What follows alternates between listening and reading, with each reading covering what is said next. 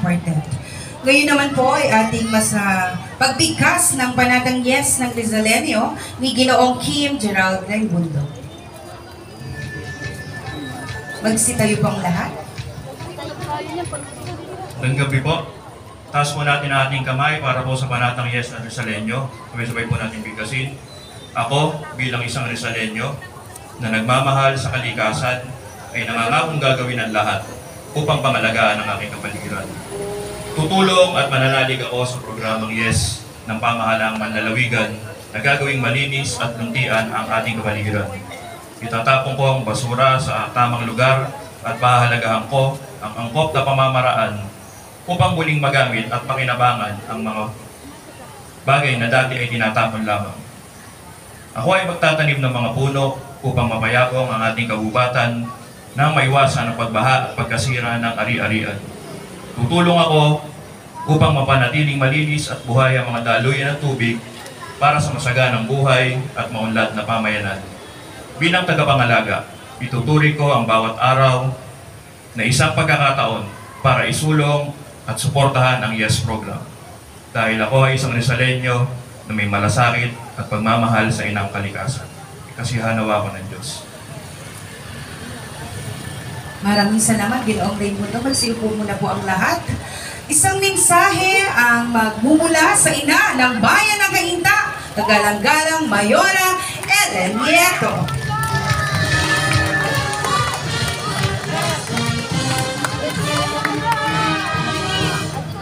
Magandang gabi sa ating lahat. Nandito naman po tayo sa yugto kung saan nagbibigay daan po tayo sa Kapaskuhan dahil sa ating bayan, sa ating lalawigan at sa ating bansa.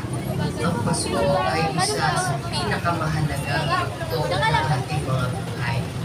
Mga bata, matanda, taktaman, kahit sino po. We all look forward to Christmas sa Pilipinas. And we are so honored today because our lovely governor is here. Our lovely governor is here, and we are honored that you have graced this occasion, and we always look forward to doing our best to bring out Christmas here in Cainta. And thank you for your presence, and I hope you all stay for the succeeding events, and maybe it's a good time for me to also invite everyone for our upcoming fiesta, which is going to open on November 24. Anyway, magandang gabi po pa sa lahat. Maraming salamat po, Mayoran Ellen Nieto. At sa puntong ito, atin pong mapapakinggan ang isang Christmas message na magmumula sa ating minamahal na Ate Gob ng bayan ng probinsya ng Rizal, kagalang-galang Nina Henares.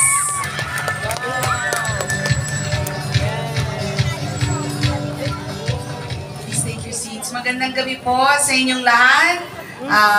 Kay Mayor Ellen, kay Vice Governor June Ray, kay Bukal Joan, kay Bukal Rosclen, sa ating mga barangay captain, sa ating mga konsehal na rito, sa ating mga kagawad, sa lahat ng mga municipal employees at syempre sa YES team, sa ating bagong PD, si PD Maragon ng Lalawigan. Magandang gabi. Cainta! Magandang gabi po! Nandito na naman tayo at pang 10 taon na natin ito na sineselebrate ang ating YES Christmas Tree. Nagpapasalamat po ako sa inyo, sa inyong patuloy na pagsuporta sa ating YES program na sinimulan ng aking ina 10 taon na ang nakakalipas. Sinimulan ito upang i-promote natin ang ating environmental causes and recycling program.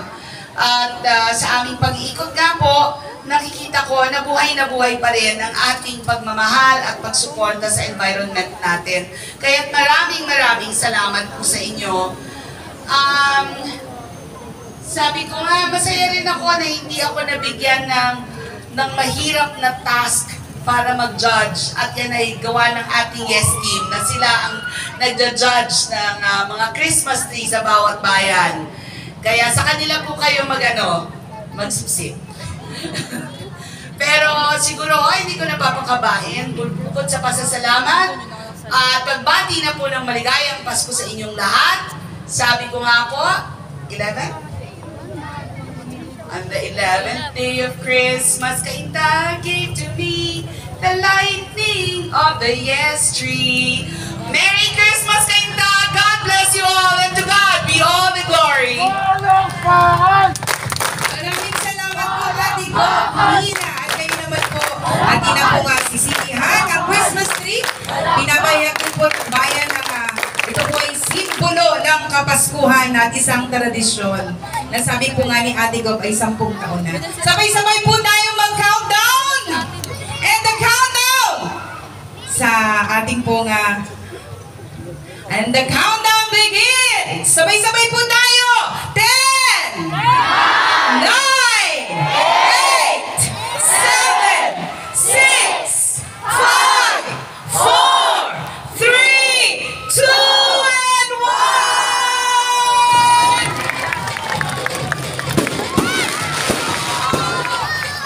Please, everybody, advance Merry Christmas and a Happy New Year!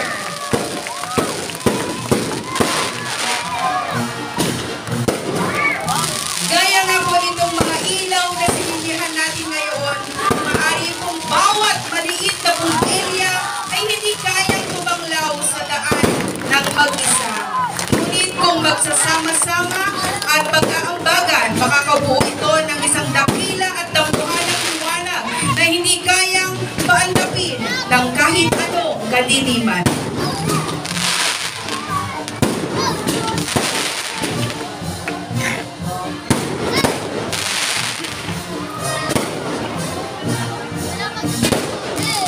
Tayo po ay mayroon na alagang 45 days before the Christmas at 20 days para po sa araw ng Kainta. Palakpakan naman po natin ang ating mga sarili. At sa puntong ito, magkakaroon po tayo ng photo off. Inaanihan ko po ang lahat para sa isang photo off. There is in office, pati assist mo.